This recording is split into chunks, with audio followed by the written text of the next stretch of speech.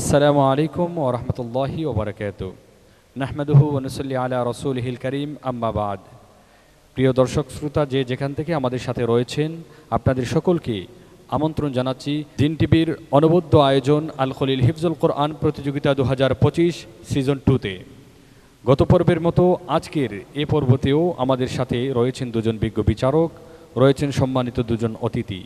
প্রথমেই আমরা বিজ্ঞ বিচারকদের সাথে পরিচয় হয়ে নিচ্ছি।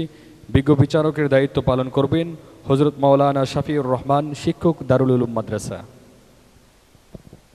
আসসালামু আলাইকুম ওয়া রাহমাতুল্লাহি ওয়া বারাকাতুহু। বিজ্ঞ বিচারকের দায়িত্ব পালন করবেন হযরত মাওলানা আব্দুল্লাহ আল মামুন, শিক্ষক, বরুণা মাদ্রাসা। আসসালামু আলাইকুম ওয়া রাহমাতুল্লাহি ওয়া বারাকাতুহু।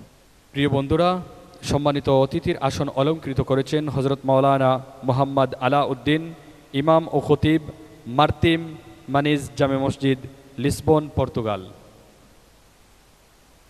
আসসালামু আলাইকুম ওয়া রাহমাতুল্লাহি ওয়া বারাকাতুহু। অতিথির আসন গ্রহণ করেছেন হযরত মাওলানা মাহফুজুর রহমান হুজাইফা, বাংলাদেশ প্রতিনিধি, দিন টিভি ইউকে। আসসালামু আলাইকুম ওয়া রাহমাতুল্লাহি ওয়া বারাকাতুহু। আমরা একে একে বিজ্ঞ বিচারক মণ্ডলী এবং সম্মানিত অতিথিদেরকে আপনাদের সাথে পরিচয় করিয়ে দিলাম। এবারই প্রতিযোগিতার পালা। প্রথমেই মঞ্চে ডেকে নিচ্ছি আজকের প্রথম প্রতিযোগী, রাজনগরের বন্ধু মুহিবুর রহমান মিজান। আসছে মুহিবুর রহমান মিজান।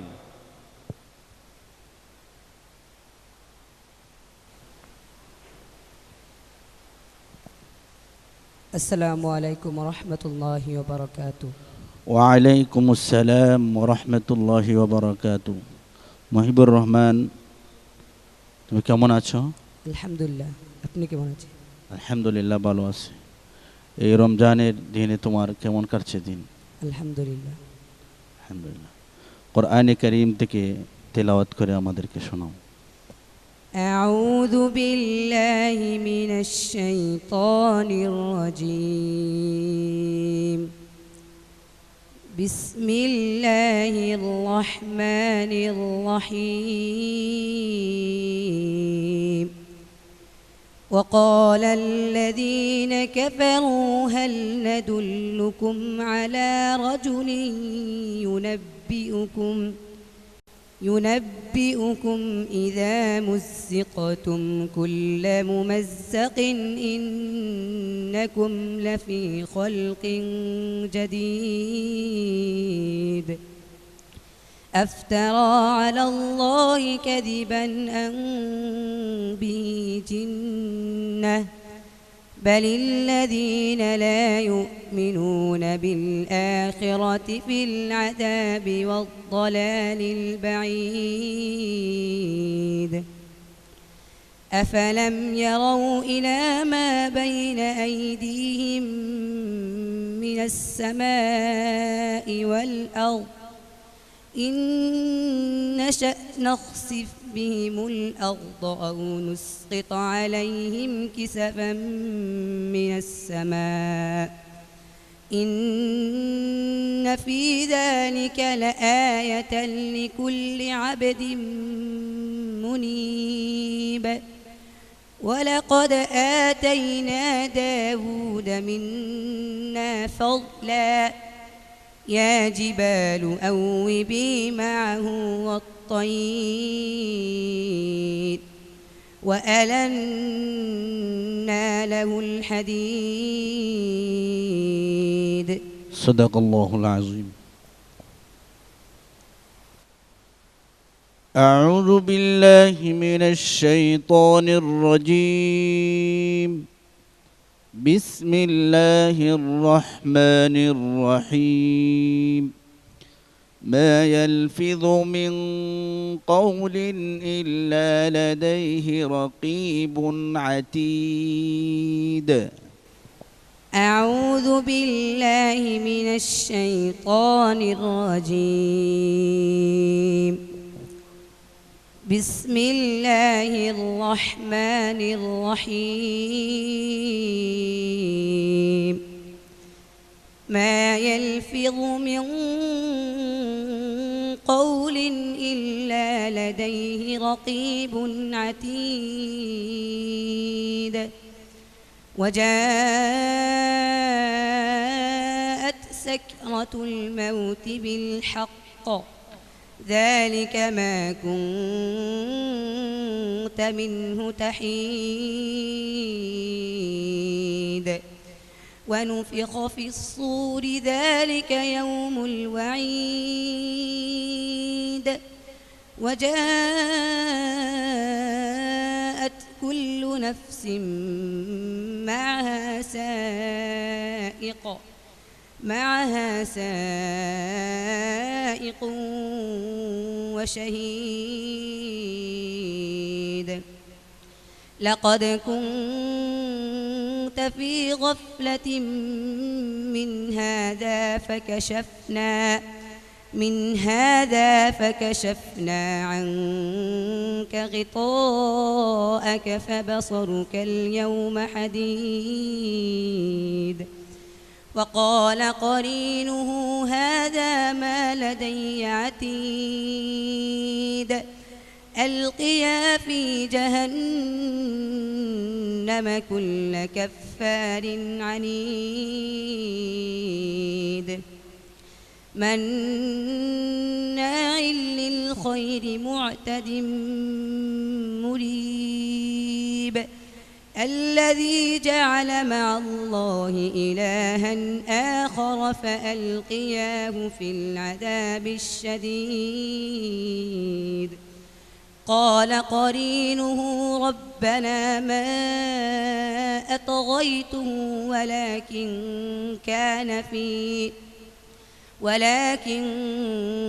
كان في ضلال بعيد قال لا تختصموا لدي وقد قدمت إليكم بالوعيد ما يبدل القول لدي وما أنا بظلام للعبيد حسبك. صدق الله العظيم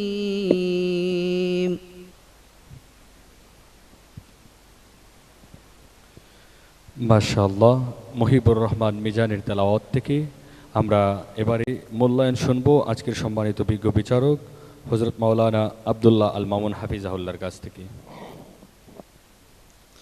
আলহামদুলিল্লাহ, অত্যন্ত সুন্দর তিলাওয়াত হয়েছে। আমি আশা করব আপনি শেষ পর্যন্ত আমাদের সাথে থাকবেন। আপনার জন্য শুভকামনা রইল। মহিবুর রহমানের তেলাওয়াত নিয়ে আমরা মূল্যায়ন শুনব দিন টিভি বাংলাদেশের অন্যতম প্রতিনিধি মাওলানা মাহফুজুর রহমান হুজাইফার কাছ থেকে। মাশাআল্লাহ, খুব চমৎকার তেলাওয়াত। আমি যতই শুনছিলাম ততই ভালো লাগছিল। আগামীতে আরও ভালো হবে সেই আশা করি। মহিবুর রহমান, তোমার জন্য অনেক অনেক শুভকামনা। আসসালামু আলাইকুম রহমতুল্লাহি ওয়া বারাকাতুহু। প্রিয় দর্শক বন্ধুরা, মঞ্চে এবারে আমন্ত্রণ করছি আজকের এ পর্বের দ্বিতীয় প্রতিযোগী বিশ্বনাথের বন্ধু আব্দুর রহিম। আসছে বিশ্বনাথের প্রতিযোগী বন্ধু আব্দুর রহিম।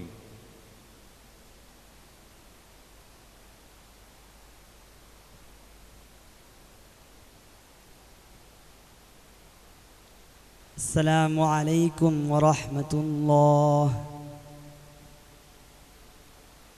ওয়ালাইকুম আসসালাম ওয়া রাহমাতুল্লাহি ওয়া বারাকাতুহু। আপনি কেমন আছেন? আলহামদুলিল্লাহ।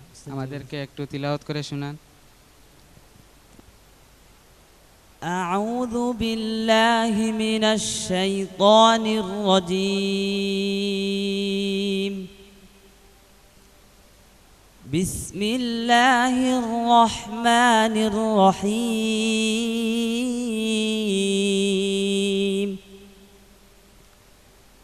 فلما أسلما وتله للجبين وناديناه أن يا إبراهيم قد صدقت الرؤيا إنا إنا كذلك نجزي المحسنين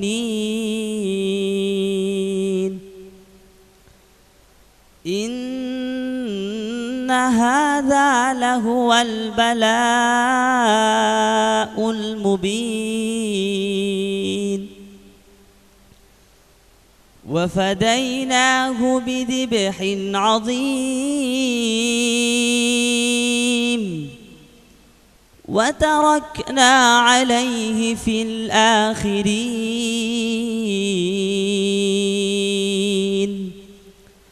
سلام على إبراهيم كذلك نجزي المحسنين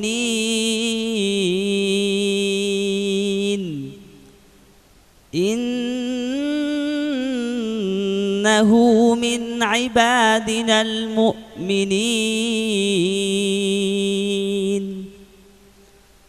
وبشرناه بإسحاق نبيا من الصالحين حسبك. أعوذ بالله من الشيطان الرجيم. بسم الله الرحمن الرحيم. يوم ندعو كل أناس بإمامهم. أعوذ بالله من الشيطان الرجيم. يوم ندعو كل أناس بإمامهم فمن أوتي كتابه بيمينه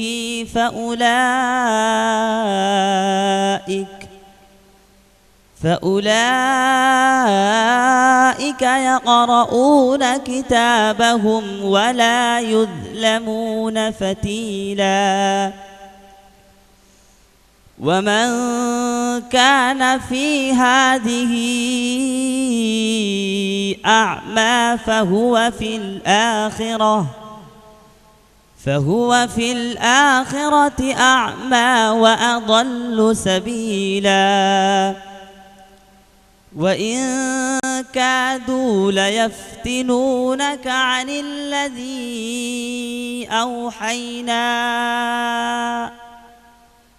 أوحينا إليك لتفتري علينا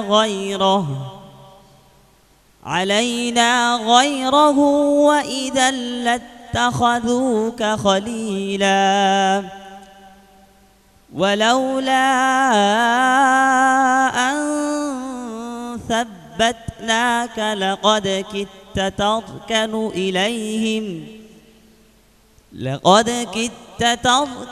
إليهم شيئا قليلا إذا لأذقناك ضعف الحياة وضعف الممات ثم لا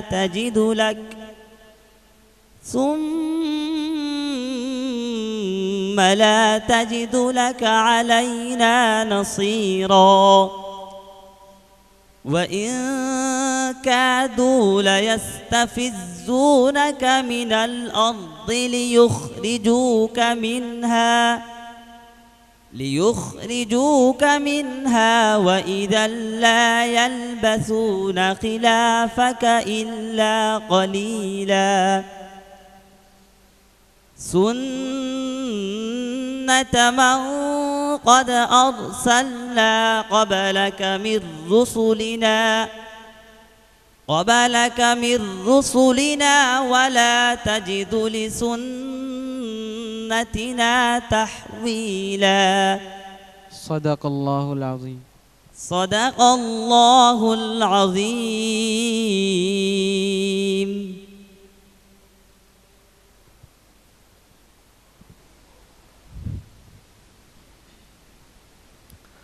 মাশাআল্লাহ, আমরা বিশ্বনাথের বন্ধু আব্দুর রহিমের কাছ থেকে চমৎকার তেলাওয়াত শুনছিলাম। তার তেলাওয়াত নিয়ে এবারে মূল্যায়ন করবেন আজকের বিজ্ঞ বিচারক হাফিজ মাওলানা শফিউর রহমান।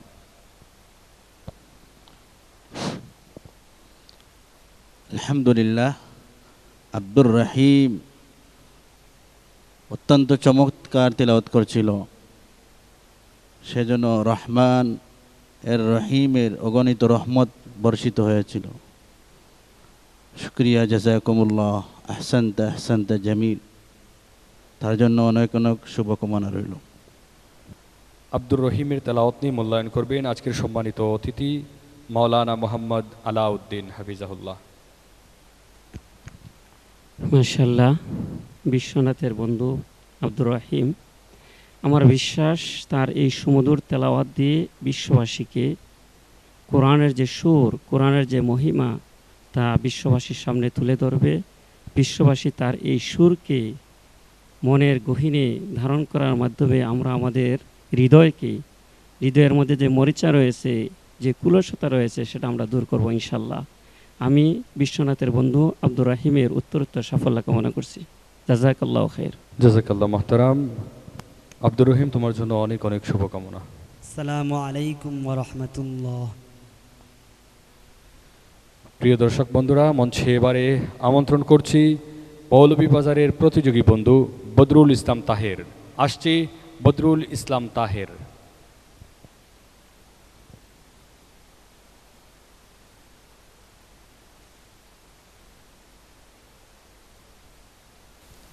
السلام عليكم ورحمة الله وبركاته. ওয়ালাইকুম আসসালাম ওয়া রাহমাতুল্লাহি ওয়া বারাকাতুহু। বদরুল ইসলাম তাহের, তুমি কেমন আছো? الحمد لله. استاذ আপনি কেমন আছেন? আমাদেরকে তোমার সুললিত কণ্ঠে কিছু তিলাওয়াত করে শোনাও। أعوذ بالله من الشيطان الرجيم.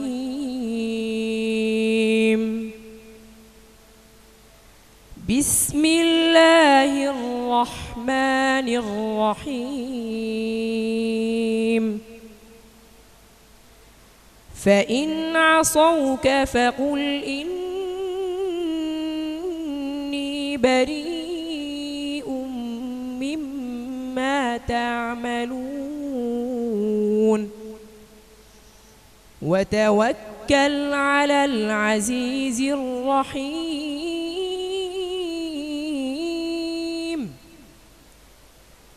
الذي يراك حين تقوم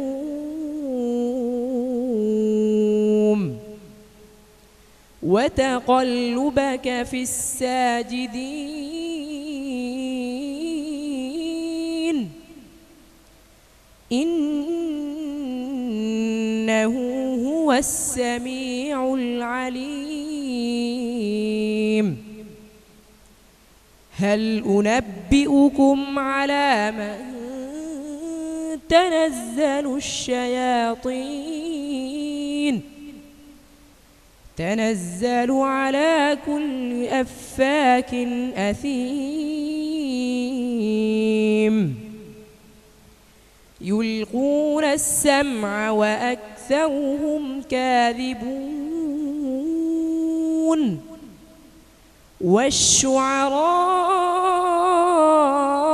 والشعراء يتبعهم الغاوون وأنهم يقولون ما لا يفعلون. حسبك. أعوذ بالله من الشيطان الرجيم. بسم الله الرحمن الرحيم. ومن لم يستطع منكم طولا أن ينكح المحصنات المؤمنات. أعوذ بالله من الشيطان الرجيم. ومن لم يستطع منكم طولا أن ينكح المحصنات فانكح المحصنات المؤمنات فمما ملكت أيمانكم من فتيات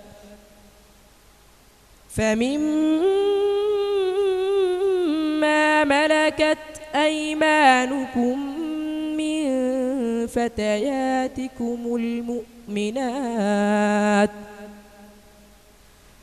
والله أعلم بإيمانكم بعضكم من بعض فانكحوهن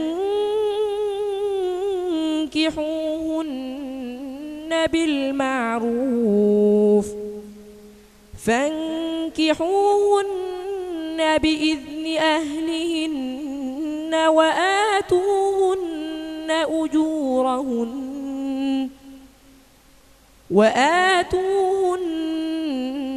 أجورهن بالمعروف محصنات غير مسافحات ولا متخذات أخدان فإذا أحسن فإن أتين بفاحشة فعليهن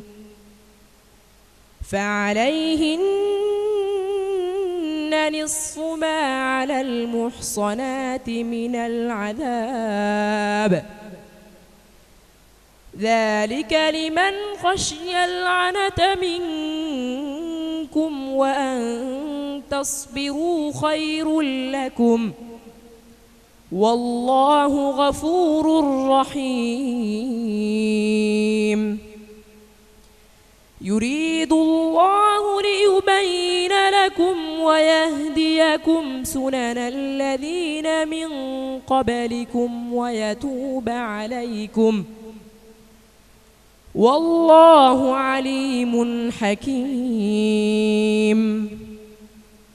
والله يريد أن يتوب عليكم ويريد الذين يتبعون الشهوات أن تميلوا ميلا عظيما يريد الله أن يخفف عنكم وخلق الإنسان ضعيفا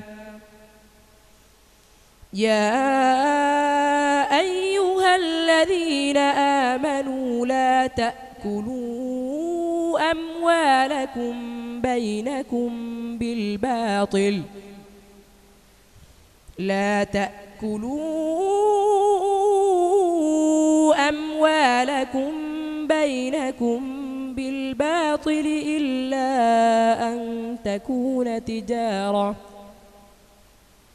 إلا أن تكون تجارة حاضرة تديرونها بينكم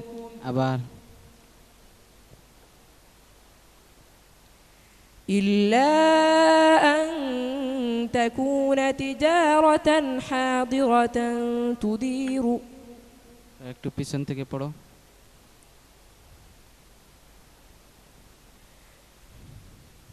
يا أيها الذين آمنوا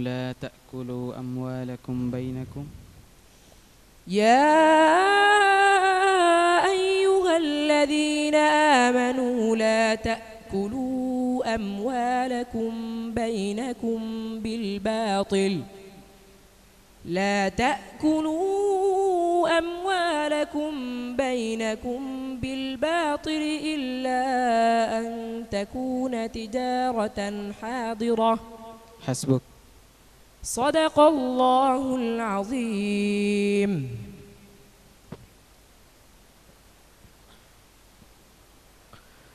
মাশাআল্লাহ আমরা তেলাওয়াত শুনছিলাম বদরুল ইসলাম তাহেরের তার তেলাওয়াত নিয়ে এবারে মূল্যায়ন করবেন আজকের বিজ্ঞ বিচারক হযরত মাওলানা আব্দুল্লাহ আল মামুন মাশাআল্লাহ বদরুল ইসলাম তাহের তুমি অত্যন্ত সুন্দর তিলাওয়াত করেছো আমার মনে হয় তুমি বই পেয়ে গেছো ভয় পেলে চলবে না, তুমি আগামীতে আরো সুন্দর করতে হবে, উপস্থাপন করতে হবে। তোমার জন্য শুভকামনা। বদরুল ইসলাম তাহেরের তেলাওয়াত নিয়ে এবারে মূল্যায়ন করবেন আজকের সম্মানিত অতিথি দিন টিভি বাংলাদেশের অন্যতম প্রতিনিধি মাওলানা মাহফুজুর রহমান হুজাইফা। আলহামদুলিল্লাহ, খুব সুন্দর তেলাওয়াত ছিল। মনে হয়েছিল একটু ভয় পেয়ে গেছে, আগামীতে আরও সুন্দর হবে সেই আশা ব্যক্ত করছি। জাযাকাল্লাহ মুহতারাম। বদরুল ইসলাম তাহের, তোমার জন্য অনেক অনেক শুভকামনা। আসসালামু আলাইকুম ওয়া রাহমাতুল্লাহি ওয়া বারাকাতুহু। প্রিয় দর্শক বন্ধুরা, আমরা এবারে মঞ্চে রেখে নিচ্ছি আজকের পর্বের সর্বশেষ প্রতিযোগী কুমিল্লার বন্ধু মাহদি হাসান। আসছে কুমিল্লার প্রতিযোগী বন্ধু মাহদি হাসান।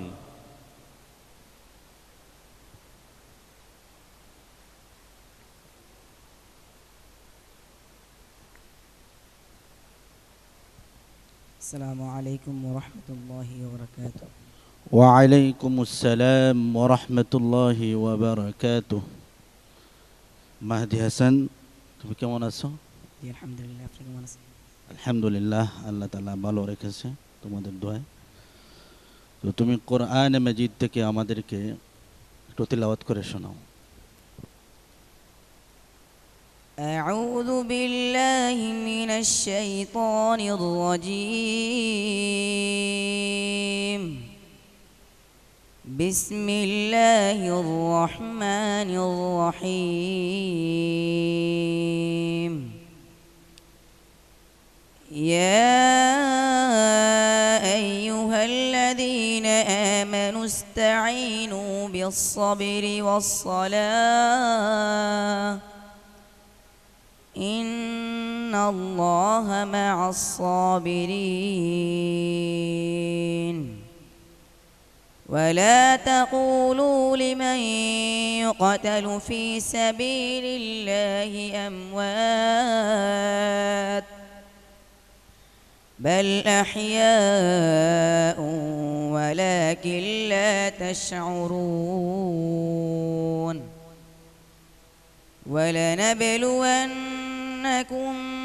بشيء من الخوف والجوع ونقص من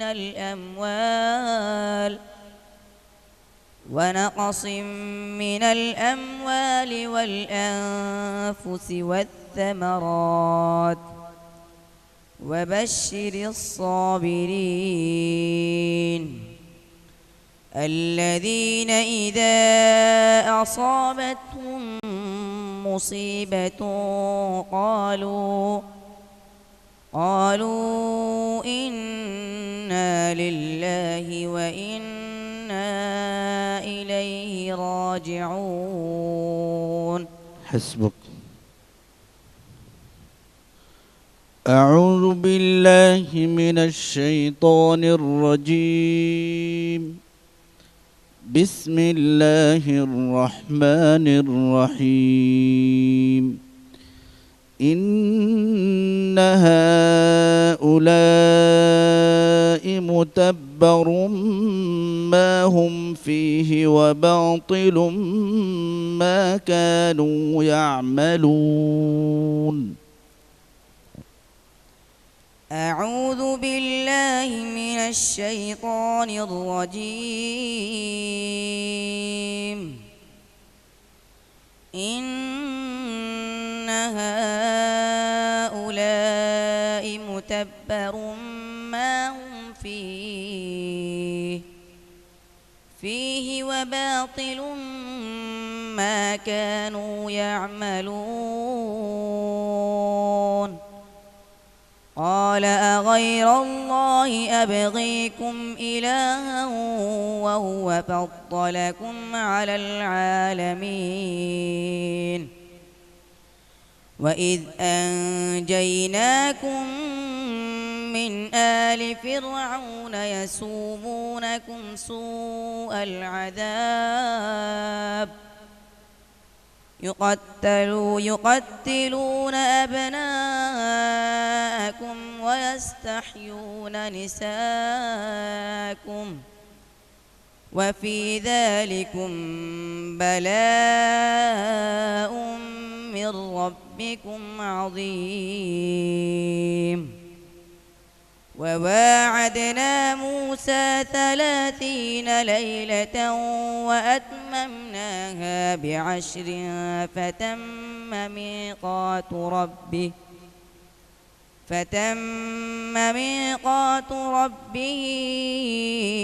40 ليلة وقال موسى لأخيه هارون اخلفني في قومي وأصلح ولا تتبع سبيل المفسدين ولما جاء موسى لميقاتنا وكلمه ربه قال رب أرني أنظر إليك قال لن تراني ولكن انظر إلى الجبل فإن استقر مكانه فسوف تراني فلما تجلى ربه للجبل جعله دكا وخر موسى صعقا فلما أفاق قال سبحانك تبت إليك وأنا أول المؤمنين حسبك صدق الله العظيم صدقت يا رب العالمين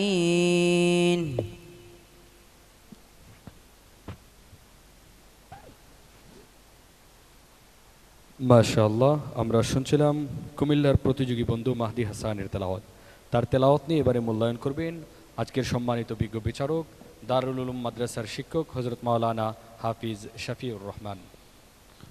আলহামদুলিল্লাহ, মাহদি হাসান খুবই সুন্দর তেলাওয়াত করেছে, তবে আরও শক্ত মজবুতির সাথে সামনের দিকে এগিয়ে যেতে হবে। তোমার জন্য দোয়া রইল।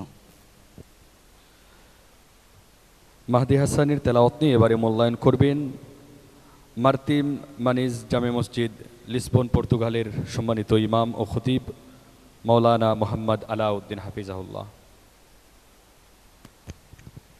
আলহামদুলিল্লাহ, কুমিল্লার বন্ধু মাহদি হাসান, জাযাকাল্লাহ খায়ের, অনেক সুন্দর তিলাওয়াত করেছো।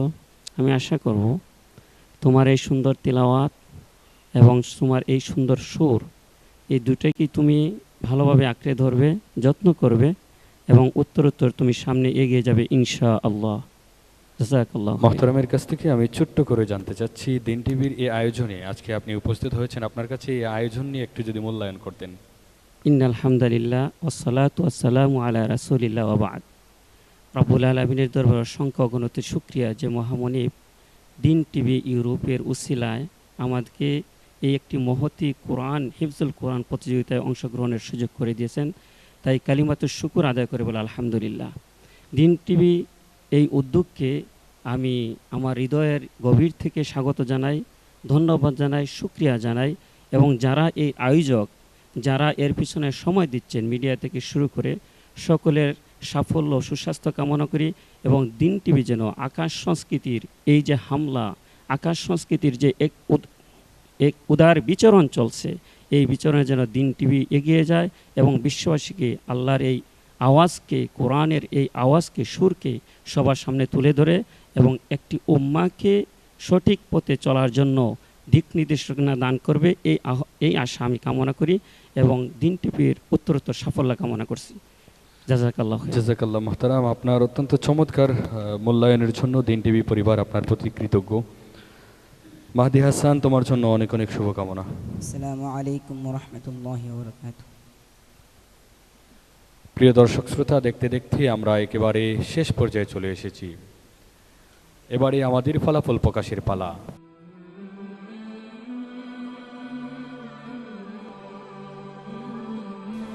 ফলাফল পত্র প্রকাশ করার পূর্বে 4 প্রতিযোগী বন্ধুকে আমরা মঞ্চে আমন্ত্রণ করছি। মহিবুর রহমান মিজান, আব্দুর রহিম, বদরুল ইসলাম তাহের ও মাহদি হাসান কুমিল্লা, এই 4 প্রতিযোগী বন্ধুকে আমরা মঞ্চে আমন্ত্রণ করছি। ইন্নাল হামদুলিল্লাহ ওয়াসসালাতু ওয়াসসালামু আলা রাসূলিল্লাহ ওয়া বা'দ। রব্বুল আলামিনের দরবারে অসংখ্য অগণিত শুকরিয়া যে মহামনিব দিন টিভি ইউরোপের উসিলায় আমাদেরকে এই একটি মহতি কোরআন হিফজুল কোরআন প্রতিযোগিতায় অংশগ্রহণের সুযোগ করে দিয়েছেন। তাই কালিমাতুশ শুকর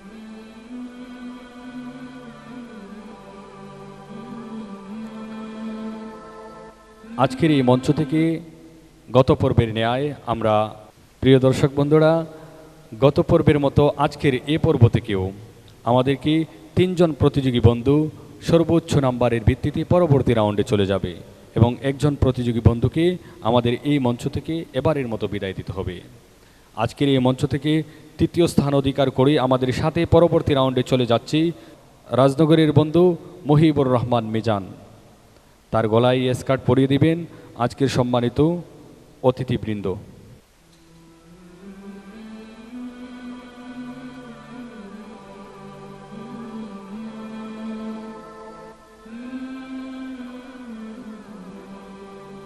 দ্বিতীয় স্থান অধিকার করেছেন কুমিল্লার প্রতিযোগী বন্ধু মাহদি হাসান। মাহদি হাসানের গলায় স্কার্ট পরিয়ে দিবেন আজকের 2 জন বিজ্ঞ বিচারক মণ্ডলী।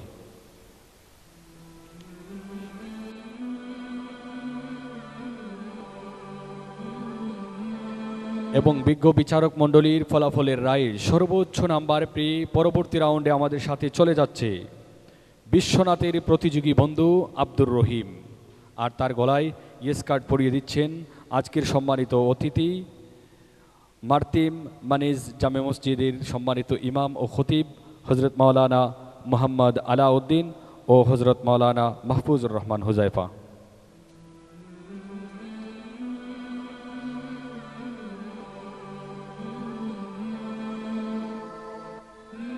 আর আজকের এই পর্ব থেকে অত্যন্ত দুঃখ ও বারাক্রান্ত হৃদয়ে আমাদেরকে বিদায় দিতে হচ্ছে আমাদের মৌলভীবাজারের প্রতিযোগী বন্ধু বদরুল ইসলাম তাহেরকে। আমরা মনে করি কোরআনুল কারীমের যারা কোরআনুল কারীম তাদের বক্ষে ধারণ করেছে তাদেরকে পুরস্কৃত করা আমাদের কারো পক্ষে সম্ভব না। মহান রব্বুল আলামিন তার কালামুল্লাহ শরীফ বক্ষে ধারণ করার একমাত্র পুরস্কার দাতা। সেই মহান রব্বুল আলামিন আমাদের সকলকে মাহে রমজানের তাৎপর্য ও মহিমান্বিত বিষয়গুলো আমাদেরকে আমল করার তৌফিক দান করুন।